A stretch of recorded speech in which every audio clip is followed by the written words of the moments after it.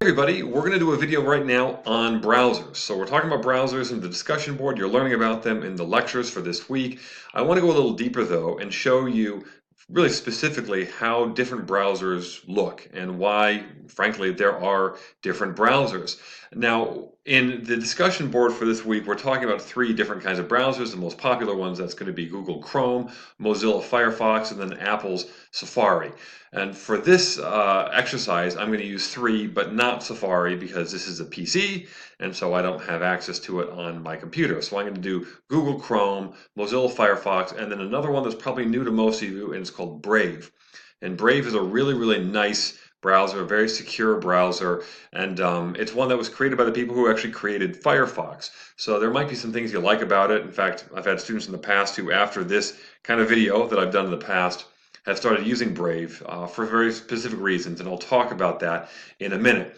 So first thing is this: why do we have a browser? What is a browser? So we talked about hardware and software early on in the term, and a browser is a certain kind of computer software, and this is what allows us to navigate the web. Now remember, we've got the internet, and this is all the kind of structure, the foundation that creates what we have in terms of the web and websites. These are all the cables, and this is kind of all the hardware and software that goes into making these networks connect with each other, right? The routers and the modems and the cable cell towers and all sorts of stuff like that. And the web sits on top of the internet, right? Now, a browser is not then some sort of magic open door to the internet, this magical world of the internet or something. We know that's not the case. Nor is a browser like a taxi cab or a subway or a bus that takes you from one to another in terms of the website. It's not that. It's actually far more mundane than that. A browser is basically a translator. Well, what do I mean by a translator? Let me give you an example. Right now I'm in Chrome and I'm going to go to the Wall Street Journal's website. So this is the Wall Street Journal's website.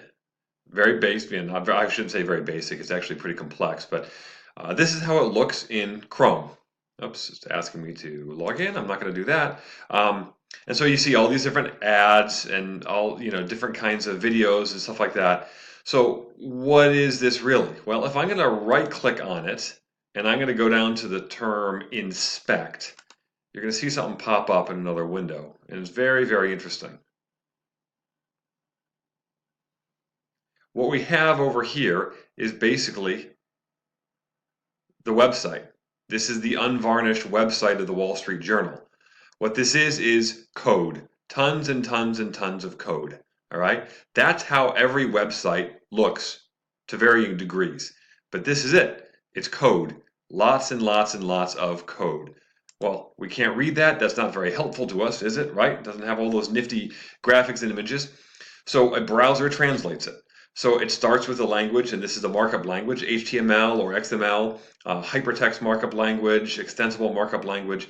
And so just like you would translate a language if you were speaking Spanish or Swahili or Dutch or whatever, the browser is going to immediately translate from one language to another one, or basically a visual language. So it's going to go from this code to what we see right here. So first and foremost, the browser is going to be a translator, okay? The browser also then will ask for permission, essentially, from one server to another for permission to look at a website.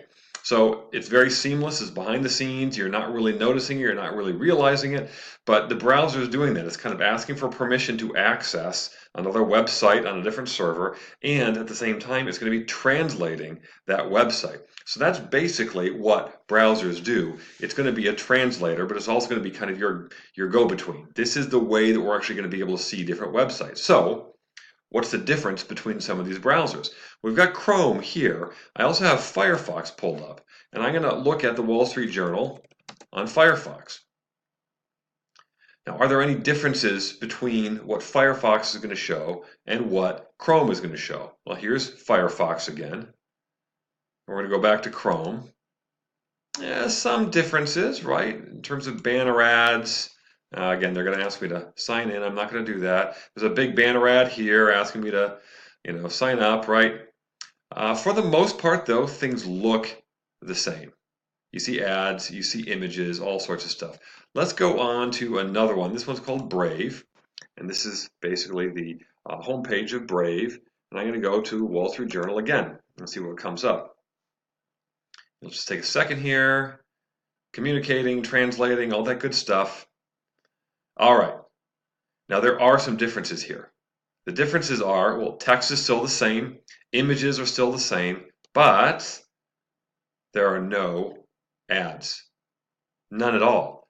And where there should be an ad, that pops up there. There's one little ad there, but like over on the side, and throughout, you're going to see far fewer ads through something like Brave. Why? Well, Brave bills itself as a browser that really tries to do everything possible to protect your privacy. So when it comes to things like cookies and all sorts of things that websites will try to put onto your computer to make your browsing next time you go there a lot easier and more seamless. Brave won't have any part of that. So there's a big difference there. In terms of how things look, in terms of speed, look, there aren't many differences. I know a lot of people say, well, the speeds are totally different. This one's so much faster than the other ones. Yeah, maybe, but when it comes to the big ones, speed's really not much of an issue. They're very, very, very, very close. So I know people will say, no, this one's so much faster. Not really. The look is going to be about the same too. For the most part, you're going to see Firefox and Chrome are going to look generally the same. They're going to navigate pretty much the same way. So it's going to come down to things like, well, options. What are the things they have to offer? So while you're going through your discussion board, this is something you definitely want to keep in mind, is what do these browsers offer beyond just speed or comfort? And with Google, if you go to the top right, you can look at its different features, history, downloads, bookmarks, all sorts of different things in terms of tools where you can clear your browsing data, you can add extensions. That's something that you really should look into. What are extensions? And it'll pop up the Google webpage all about extensions. So that's going to be something important for you to do. Same thing goes with Firefox. When I'm looking at Firefox, I'm going to be able to look around and see, well, are there any other options? And up here at the top, I'm going to find my options there. You can do screenshots, bookmark it. You can copy links very easily, and then you can set favorites, bookmarks, and on and on and on and on. Over here on the right-hand side, there's going to be privacy. This is going to be very important, content blocking. This is something that we will be talking about throughout the discussion board as I prompt you to do so, is issues related to privacy and security. So what do your browsers offer when it comes to privacy and security? Because believe me, you better be thinking about these kinds of things online. You might think that everything's totally secure just because it is. It's not exactly how things work. So this is a little bit of background. I don't want to say too much. I don't want to bore you guys, but a little bit of background on what browsers do and how kind of things look behind the scenes. Now it's up to you to really investigate them further and tell everybody else in the discussion board, really, what have you found? Why do you choose this browser over the other ones? Why is this one seem better to you? Does it offer more than just speed or anything like that? So this is a little background. Hopefully it helps. If you have any questions, let me know. Looking forward to seeing what you bring to the table, folks.